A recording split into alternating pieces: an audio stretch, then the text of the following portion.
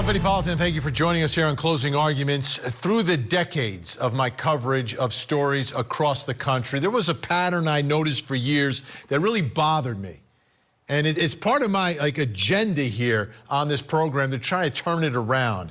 And it was the way and the attitude towards parents who harm their children versus strangers who harm children. Like, we would punish, it was like we would almost cut a break to parents when they would do the same thing that a stranger did. Like, when a stranger does it, it's worse than a parent doing it to their child. And I think it's upside down. A parent harming a child, to me, is breaking a trust that should never be broken. And to me, that's an aggravating factor. And I believe parents who harm their children in whatever way should be punished more harshly than the creepy stranger. But it's been the opposite, not just in the way they're treated by the court system, but like the way people talk about it. Almost as if, like, you bring a child into the world, you can do whatever you want with the child. No, no. And I think we're starting to see things change. I think that the tide is starting to turn. And I think society and the courts are starting to understand. And juries. We begin, like with the Ferreters. Timothy Ferreter, boy in the box in the garage. Gone in prison. Shonda Vander Ark, like this. Public enemy #1 for what she did. And now tonight, another story where we're getting new details about this woman, Ruby Franke. Ruby Franke, smiling, happy, had a great life, really had a great life with her family. Beautiful kids, husband, raising, I mean, just a house full of energy. And she showed the world and brought the family to all of us on her 8 passengers YouTube channel, which had millions of subscribers, millions and millions of views. And it should have been like the best of all worlds. But things started to turn dark, like really dark. First, on the actual videos, people were complaining about what she was doing. And now she ended up in a courtroom. And there she is with the stripes on. But that's where she should be. And after you see what I'm going to show you tonight, and we're going to go into even greater detail next week on Monday, we've got new videos. New videos that are actually, so we can actually see what was happening to these children. Her and her podcasting business, Truth Mom's partner, Jodi Hildebrandt, she split from her husband, took the kids, and then was living with this woman.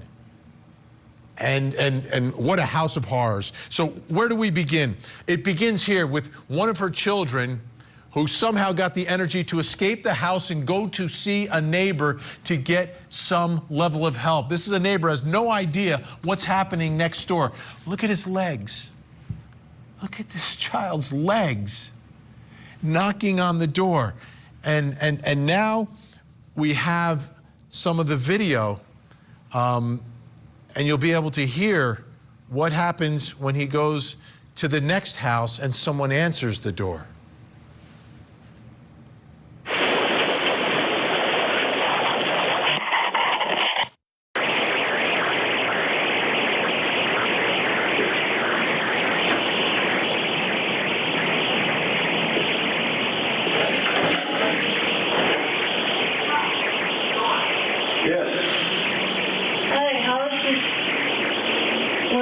You could do 2 favors. Well, what are they? Taking me to the nearest police station. Well, actually, just one's fine. What's going on, son? Have a seat there. It's personal business. Have a seat. Do you want to cry already? The bravery of that little guy to bust out of that house, whatever he had to do to get out, and he knew he needed help. Get me to a police station. So that neighbor, all of a sudden, it's clicking. Have a seat, son. And of course, he calls 911. Tell me exactly what's happened. I just had a 12-year-old boy show up here at my front door asking for help. And he's said he just came from a neighbor's house, and we know there's been problems at this neighbor's house. He's emaciated. He's got tape around his legs. He's hungry, and he's thirsty. He has duct tape around each ankle. Yeah, there's sores around him. I think there's a good chance he's been... He also had... Oh, and he has been around his ankles. I mean, his wrists as well. Okay, this boy has been...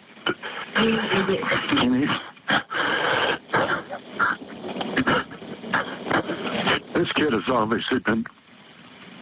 I think he's been detained. He's obviously covered in wounds. Here he is in the back of the ambulance. Thank goodness that neighbor was home. Thank goodness.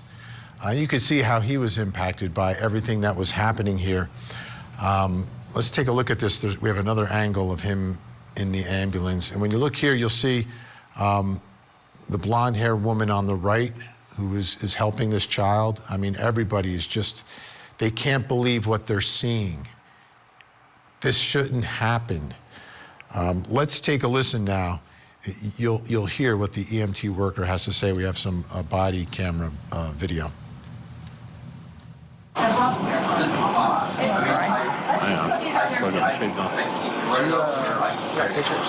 I'll take more. Or do you want me to? Is that him do?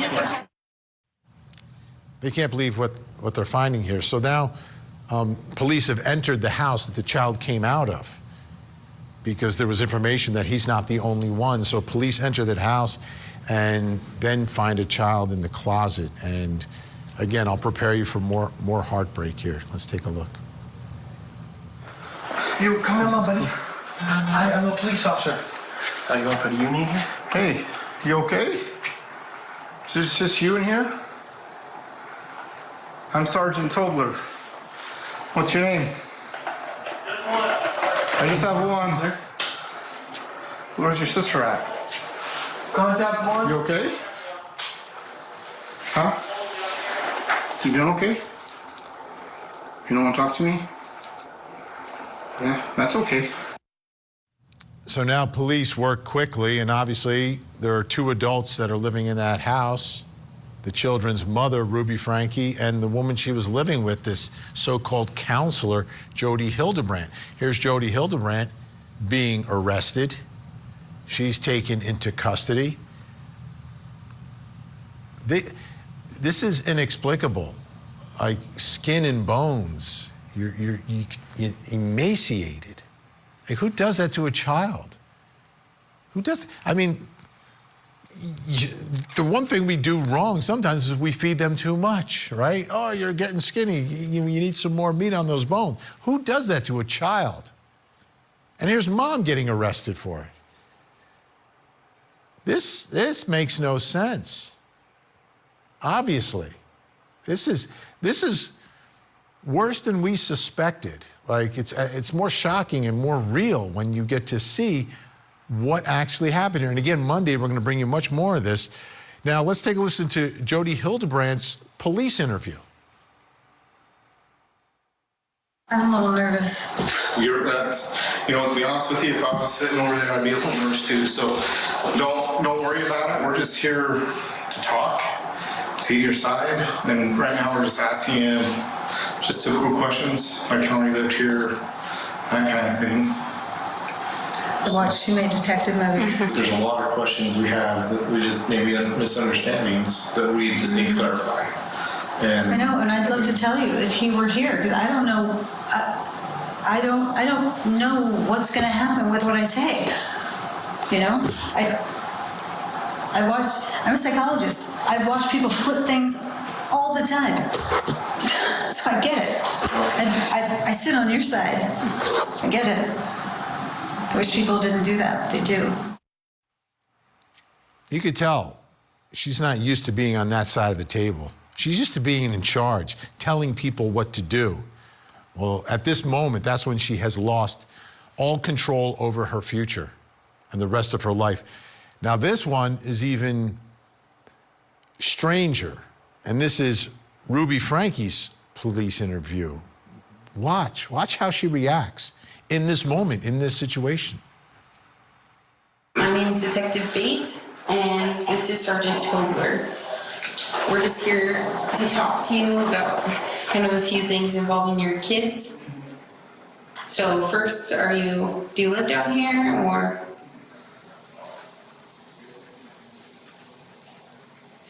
Or do you live up north?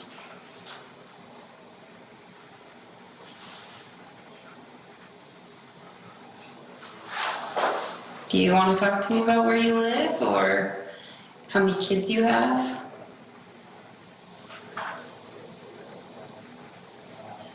So we just spoke with your husband, and he said you guys have 6 kids. Are those all together? Are those all your kids?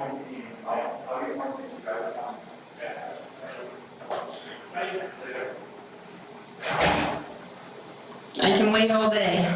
So it's up to you if you want to talk to us about what's going on.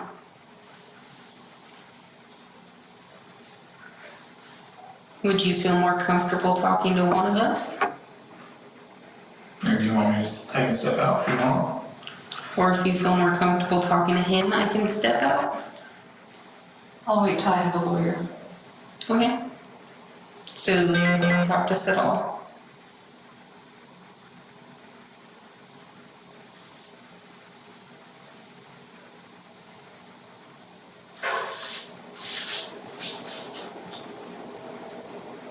Do you want to answer that? Or you don't want to talk to us about anything?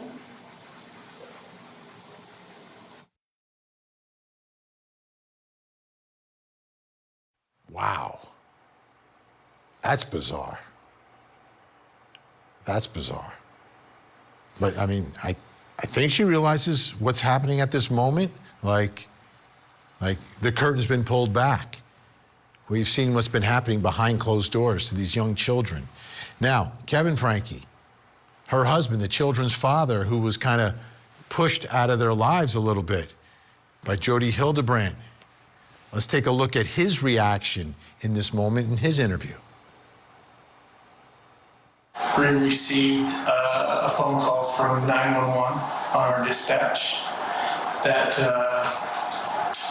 a 12 to 13-year-old boy was knocking on doors in a neighborhood asking for food and water, that he was severely emaciated, that he had... What is emaciated? Skinny, scrawny, malnutrition, not enough food, not enough water to sustain life. So he had... I'm sorry, what? He had duct tape on his extremities, on his hands, on his ankles, and those were covering rope burns that were used to tie him down. Take a second and think about what I just said. That's the condition of your son.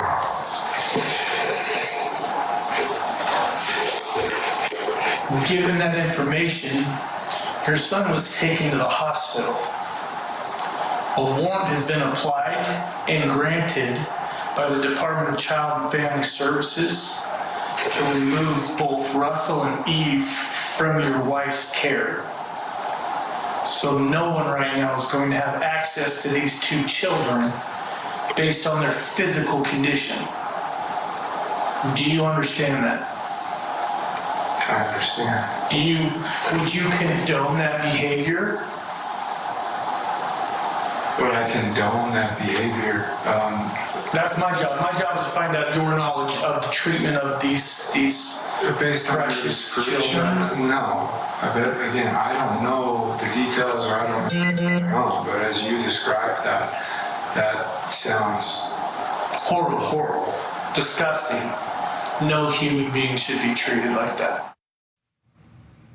Joining us by phone tonight from Salt Lake City, whistleblower for Boy Scouts child abuse scandal and former client of Jodi Hildebrandt. Adam Steed joins us. Adam, thank you for joining us tonight. What we just saw in all of this, we saw children emaciated. We saw Ruby Franke in some sort of a trance. We saw the dad shocked, and we saw Jodi Hildebrandt copping a little attitude with police. What's your take and your response to everything that we are seeing now, like with our own eyes for the first time? It's hard to explain. I normally don't feel too much trauma, and this has just been a really traumatic day for me because it's just so surreal seeing this manifestation of abuse. The thing is, Jodi Hildebrandt is, I have from an inside source that she built that room with the safe on the video because she was saying that she was trying to stay safe from me hurting her, and she tortured little children in there. She's just totally pathological, like Ted Bundy. And I mean, it's just incredible to see this on this video that was released. It just sends chills up my spine. I think it's super important that everybody's really quick to judge Kevin as being a really bad person. How could he allow this to happen? But you need to understand that Jodi Hildebrandt was a master manipulator on a level that didn't just involve manipulation. She was in deep in a racket with the 4th District Court in the Mormon Church. There were hundreds of families that went to her. In my own court case, the guardian ad litem said that it was an act of vengeance when I turned Jodi into Doppel. I mean, they protected her, and you just got this situation where people automatically assume that Kevin's a terrible parent. I don't know what kind of parent he is, but there's lots of speculation, and the speculation is what Jodi used to destroy my life with. She was a master of manipulating it. She worked in the courts. She's probably got Kevin wrapped up with protective orders that he manipulated into existence through Ruby, so he can't explain that. She's probably manipulated him to make him feel terrible and bad. The courts probably are ducking their heads because they can't go in reverse, and they've been covering this stuff. It's just, you have a real crisis of not separating church and state in Utah. They throw away the ethics and therapy so they can do this religious agenda, and Jodi, along with lots of other therapists like her, were going to any means to get these religious, like American Zionist like ideals with desperate people. And they had done it so long that the courts protected them and helped them. And so I think that they just say it's like a sealed case that, nobody can look at it, but really, they say it's to protect children, but really it's to protect the courts. So I'm watching this stuff, and it's just surreal. I know my children would have been locked in that room and tortured if I hadn't have gone against Jodi. It would have been a room like that. What are your thoughts about Ruby Franke? Well, first, like in the police interview, she is just like sitting there, like almost trance, like not responding to questions, just blinking her eyes a little bit. What are your thoughts about what her state of mind was through all of this? Yeah, to explain what I think, Jodi, when she was trying to build her empire to the next level of therapy, she would try to get people that were sociopathic right under her so they could follow her directions exactly the way that they could learn her language and her techniques and follow them exactly. And I think about a long time ago, I saw that like children with, I saw this thing that showed a kid with ADD, a teacher teaching physics, and they were comparing it to everything else in the whole world to make sense of it. And then another student's just like, I'm going to give that teacher exactly what they want. And that kid gets the good grade, but doesn't really connect it to the whole world. I feel kind of like where my ex and Ruby have a lot in common. Me and my kids sat right behind Ruby at sentencing in the front row and behind Jodi in the front row. The prosecuting attorney had us sit in there, and he'd seen the redacted files for Doppel that showed the victimization of my family and the severity of it. And when I listened to Ruby speak, it was like she gave like the perfect answer for that situation to a T. Didn't miss a thing. And I just kind of feel like she was just completely in her mind 100% bent on pleasing Jodi to get her to do exactly what Jodi wanted. And now that this has just got to be the biggest shock in the world. Creativity and authenticity, no, just follow those directions perfectly. But unreal. I just, I have a hard time figuring, like, certain personalities are easy to manipulate, and people that really need to make sure they do perfect. And the manipulators for know how to find them, know how to locate them, how to use them. Adam, we're out of time right now, but we're going to talk more about this story next week. And I appreciate so much you coming on tonight. Best to you. Little baby that was crying, and it was a rush to get to this interview. I appreciate what you guys are doing so much. Thank you so much for your time. Take care of the kids. Thanks so much. All right, when we come back, folks, the think tank. What are they going to say about all of this? Does the time fit the crime? Sky Lazaro, Randy Kessler, Bernardo Villalona, ready and waiting. Johnny Depp versus Amber Heard. A multi-million-dollar high-stakes he said, she said. He is an abuser. She clocked me in the jaw. Amber Heard forever changed Mr. Depp's life and reputation. Everything I've said to date now is the truth. Why lie? What happened behind closed doors? It was a shocking story. Johnny Depp versus Amber Heard. Weekdays 4 to 8 on Court TV Legendary Trials. Stream with your favorite app or find out how to watch on CourtTV.com.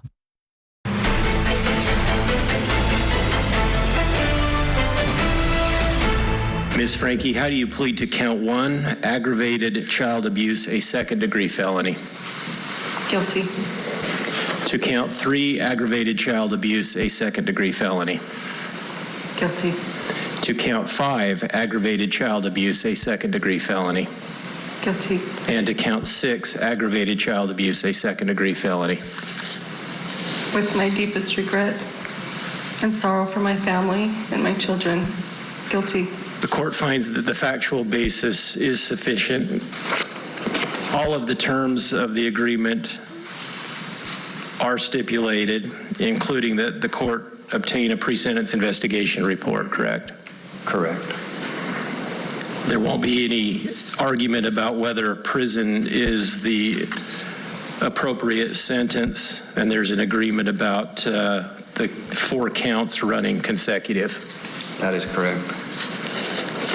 All right, the court finds then that Ms. Franke's pleas are made knowingly and voluntarily. The court therefore accepts and enters those pleas. The truth finally revealed today with all these new videos about the so-called moms of truth, Jodi, Hildebrandt, and Ruby Franke. Ruby's children absolutely tortured inside Jodi's home. Unbelievable. Let's take a look, because remember, there was also a sentencing. That was her guilty plea. And then this is the sentencing of Ruby Franke. My choice to believe and behave this paranoia culminated into criminal activity for which I stand before you today ready to take accountability.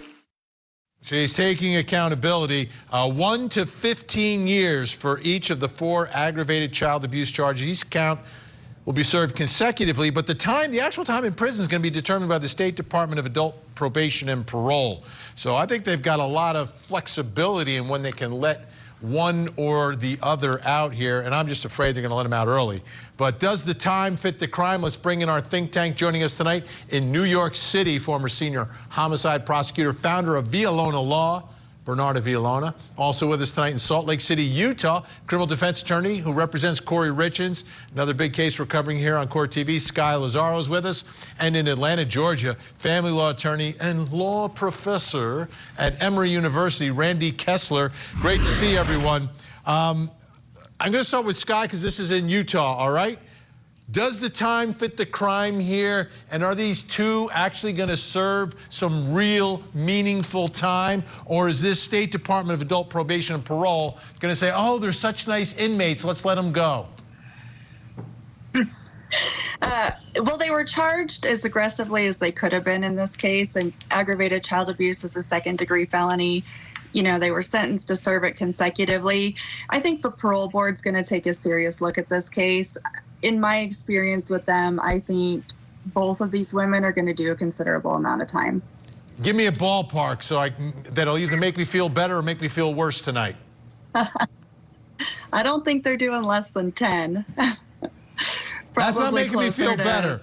Bernarda Villalona, if they're getting out in like 10, 15 years, does this time fit the crime of what we're seeing tonight?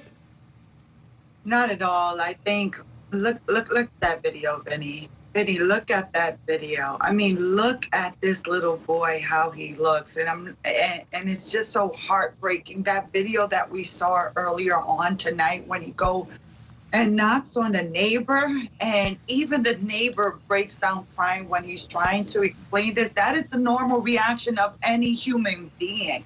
So in terms of a sentence of 1 to 15 years for the horrible act that these kids suffered, I don't think it's enough, Vinny. It's not enough. What I am hoping, because what happens is when they are up for parole, is that there's a moment where the public can speak. There's a moment where they can actually listen to the sentencing minutes, where those affected can actually speak at the parole board and be like, these are the reasons why these two women shouldn't be released. And I'm hoping that people take the actions of speaking before that parole board so they can be denied parole and actually do additional time in that jail. Obviously, additional time is not going to take back what happened to these kids, but a strong message needs to be sent that these acts should not go unaccounted for. Randy Kessler, I want to get to my original premise tonight. Think about this. If these children were being held in a house and starved and duct taped by a stranger, would we even be talking about them getting out of prison? No, we would not. And this is, Mom is doing this. Mom is doing this. And she's going to get out in 10, 15 years.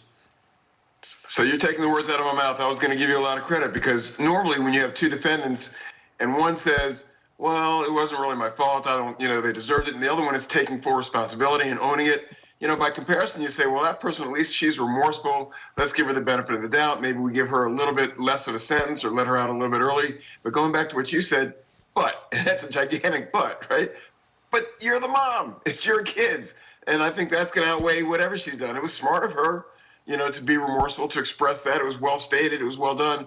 But that doesn't offset the fact that not only did she do this, she did it to her own kids. And I think your premise at the beginning of the show was exactly right. She deserves the most that you could possibly give. Sky Lazaro, and I've seen it years and years and years. Like if a stranger had starved these children and duct taped these children and done what their own mother did, it would be game over. Somehow in our system of justice, we give parents a break for abusing their own children. I think there's certainly some truth to that. I do think this is an extremely egregious case when it comes to it, but I do think you're right. I think parents catch a break more often than not in these cases. Why is that, Bernarda? Why is that? I think the mentality behind it is that they're going to live with what they did for the rest of their lives, that the people that they gave birth to, they caused this harm to. But I think that they should be even penalized worse because you have a duty, because you are the mom. Like, they didn't ask to be here. You brought them to this earth and you brought them there to suffer. So they should be penalized even harsher than if it were a stranger. When I think about the other cases we're covering, Randy, we've got the Ferreters with the boy in the box. We got Shonda Vander Ark. Shonda Vander Ark had turned into a murder case because they didn't find the child in time. That child was not able to escape and go to a neighbor's home. That child died because of being starved. Randy, do you think, is it the public? Is it the law? Is it the judges? Why? What's your take on why we're giving parents more of a pass than strangers when they violate their own children and violate the trust that a child has for their mom or dad? So it's human nature. And, you know, so many cases you've covered, Vinny, and I've been fortunate to do some of them with you. When you got a parent that's the defendant, and especially a mom, it's just hard for a reasonable person, a nice person, a decent person, like all the folks that, you know, you have on your show right now, to even contemplate that a parent. So it's sort of a higher burden. It's not just the facts. Yes, the facts are there, the circumstantial evidence is here, but there's no way a mother of all people could do that to their own children. So they get that extra break. I think we hold, you know, the prosecution to a little bit higher of a standard when it's a parent. And that's just by extension going to sentencing too. Even when they're convicted by a jury, there's something in the back of our mind, this couldn't have happened. And why do they get less sentences? I have no idea. But once they've been convicted, at a minimum, their sentence should be, if not as harsh as a stranger, much harsher. And I don't want to be misunderstood here that I think we should lower the sentences for strangers. No, quite the opposite. I think we need to, you know, hold parents more accountable than strangers because they have that position of trust. A child looks at their parent and they just, by their nature, they trust them and will follow them and will listen to them.